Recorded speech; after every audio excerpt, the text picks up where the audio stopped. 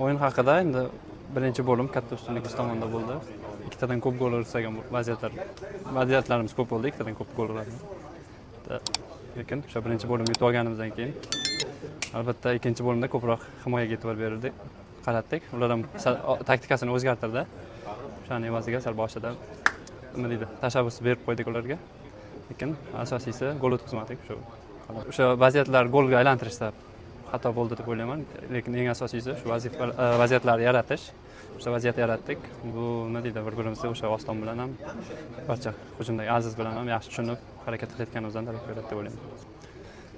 Endi albatta pressing qilishga harakat qildik, lekin har xil o'yin bo'ladi. O'sha aytib o'tganimdek, birinchi bo'lim pressing qilib, tashabbus o'z qo'limizga olib harakat qildik, lekin ikkinchi bo'limda ko'proq himoyaga e'tibor qaratdik. Hozir zamonaviy futbolda hammasiga tayyor turish kerak deb o'ylayman. Himoyada ham, hujumda ham bir xil harakat qilishga. Chunki ba'zi bir o'yinlarda o'sha pressing qilib o'ynashga to'g'ri keladi, ba'zi bir o'yinlarda pressing qilishni xohlasangiz ham baribir orqaroq tushib, nima deydi, raqib jamoa kuchli bo'lgandan keyin himoyada o'ynashga to'g'ri keladi. O'shaning uchun hammasiga tayyor bo'lish kerak.